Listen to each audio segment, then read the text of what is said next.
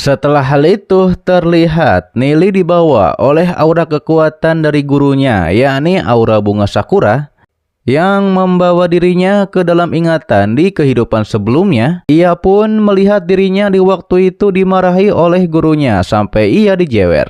Ia juga melihat dirinya yang dewasa itu sedang memukuli seorang praktisi yang telah menghina gurunya.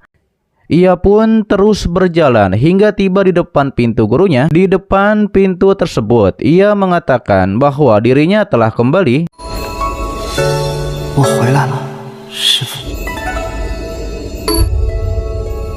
我回来了，师傅。 Gurunya pun mempersilahkan Nili untuk masuk ke dalam, walaupun awalnya Nili akan mengetuk pintu. Setelah membuka pintu, ternyata gurunya sudah mempersiapkan meja beserta minuman untuk menyambut roh Nili. Gurunya juga mempersilahkan Nili untuk duduk bersama dirinya. Terlihat Nona Ying menuangkan minuman untuk Nili.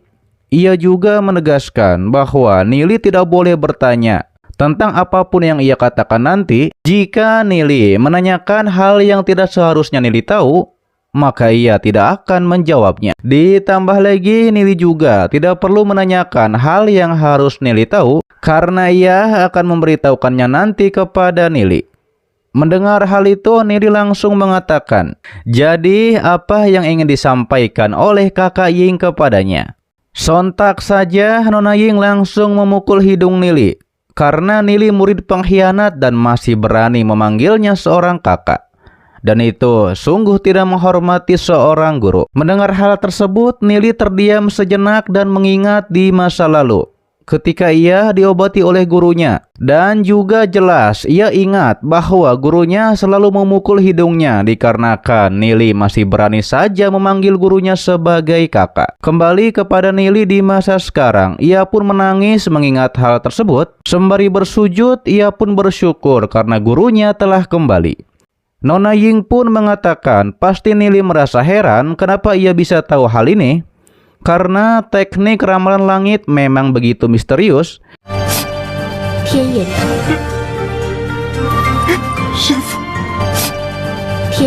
Teknik itu bisa melihat segala kepalsuan di dalam dimensi dan meramalkan semua nasib.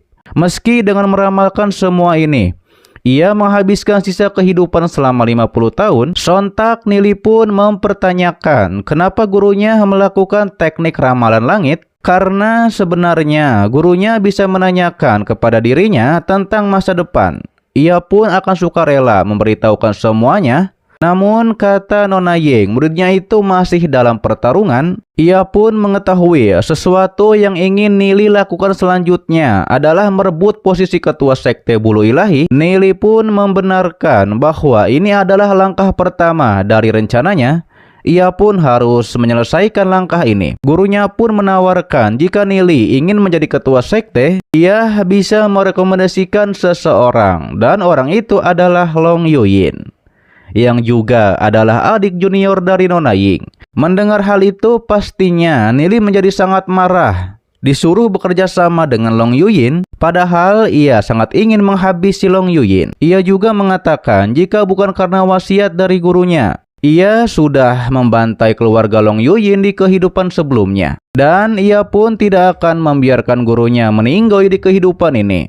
Meski begitu, ia tidak bisa menjamin keselamatan Long Yuyin.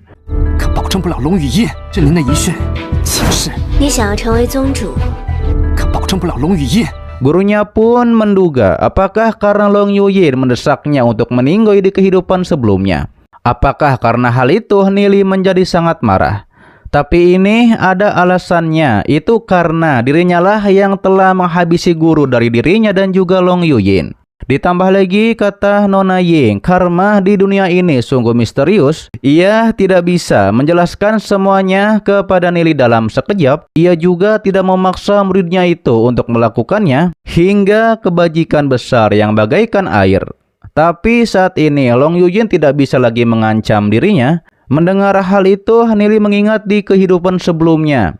Ia diceramahi oleh gurunya karena Nili murid yang keras kepala dan juga tidak bisa dibimbing. Nili menanyakan kepada gurunya, selalu berkata kebajikan besar bagaikan air. Ia pun menyuruh gurunya melihat semua orang di sekte Bulu Ilahi yang memandang gurunya dengan hina.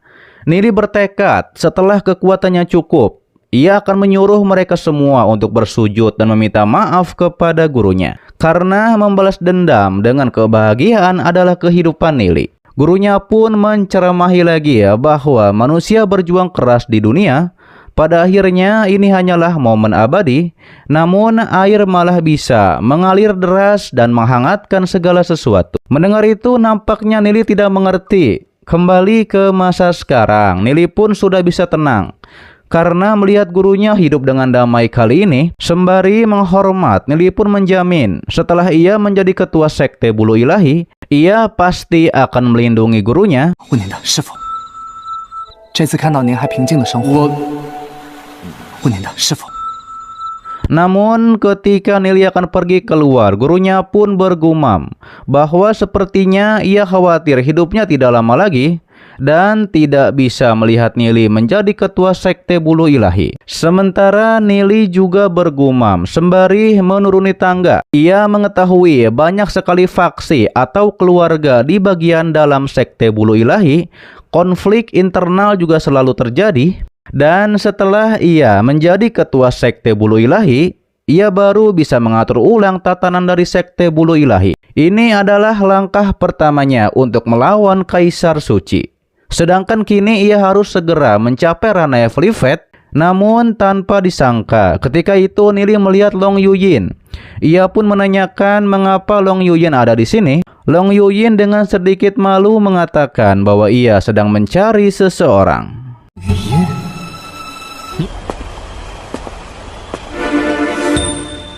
Nili bergumam bahwa ia tidak menyangka ternyata Long Yuyin adalah adik seperguruan dari gurunya. Ia pun bertanya-tanya Long Yuyin sedang apa. Ditambah lagi sikapnya itu sangat centil. Ketika itu Nili menyuruh Long Yuyin bicara lebih keras. Akan tetapi Long Yuyin justru bersikap malu-malu. Hal itu membuat Nili bertanya-tanya, siapa sangka Long Yuyin yang ada di hadapannya saat ini akan menjadi diktator di sekte Bulu Ilahi seiring makin kuatnya kultivasi dari Long Yuyin. Bahkan hal itu membuat gurunya meninggoy di tangan Long Yuyin. Namun ia tahu Long Yuyin ini masih seorang anak kecil. Bagaimanapun pembentukan kepribadian itu bersifat tersembunyi. Karena musuhnya masih kecil ini, ia pun harus bisa mengubah Long Yuyin. Dan bahkan Long Yuyin harus menjadi teman Nili. Dengan sedikit nakal, Nili pun nampaknya akan melakukan sesuatu kepada Long Yuyin. Apa tuh? Yuyin pastinya bersiaga karena apa yang akan dilakukan Nili kepadanya. Hal itu membuat Nili menjadi heran mengapa Yuyin menjadi seperti ini. Ia pun nampak terkejut karena sifat alami Long Yuyin adalah lugu dan masih malu-malu. Ia juga tahu bahwa Long Yuyin kehilangan ayahnya sejak kecil dan ibunya juga sudah menikah lagi. Ia pun bertanya-tanya apakah itu sebabnya Yuyin menutupi diri dengan sifat buruk. Terlihat tangan Nili pun akan menyentuh Yuyin yang ternyata Nili menepuk pundak dari Yuyin dan mengatakan bahwa Nona Ying adalah gurunya. Dan gurunya sangat baik hati dan tidak mungkin melukai siapapun. 善良，绝对不可能伤害任何人。啊，善良，绝对不可能伤害任何人。 Ia pun berharap bahwa Yuyin bisa melupakan kebencian pada gurunya. Ia pun menyuruh Yuyin untuk pikirkan dengan cermat sebenarnya ada salah paham atau tidak di antara Long Yuyin dan juga gurunya. Nili juga bertanya-tanya mengapa hari ini Yuyin mudah diajak bicara. Karena biasanya bersikap dingin dan juga jutek. Dan mungkin ini adalah Long Yuyin yang sebenarnya. Namun ketika Nili akan pergi ditahan oleh Long Yuyin, ia pun mengatakan bukankah Nili bilang menyuruhnya untuk pergi sejauh mungkin. Tapi kata Nili ia hanya khawatir Yuyin tidak mengerti meski ia jelaskan tentang hal sebelumnya. Nili menegaskan jika Yuyin bisa menghilangkan dendam terhadap gurunya, maka ia bisa mempertimbangkan untuk berteman dengan Yuyin. Ia pun menunggu jawaban itu di saat kelas berikutnya. Mendengar hal itu, Yuyin bergumam bahwa Nili membencinya dikarenakan Nona Ying. Ia juga menjadi bertanya-tanya mengapa Nona Ying bisa menjadi guru dari Nili. Ia pun tahu kini takdir dari Nona Ying malah ada di tangan dirinya. Kalau ia membocorkan bahwa Nona Ying memiliki takdir ramalan langit, maka jelas Nona Ying akan meninggoy. Ia juga menjadi galau apakah ia sungguh ingin Nona Ying meninggoy. Kembali kepada Nili, ia pun sampai di asramanya. Ia pun melihat sebuah cahaya yang ternyata itu adalah Dewi Yuyan. Ia pun tidak menyangka bahwa Dewi Yuyan lebih dulu mencapai ranah Evelifet daripada dirinya.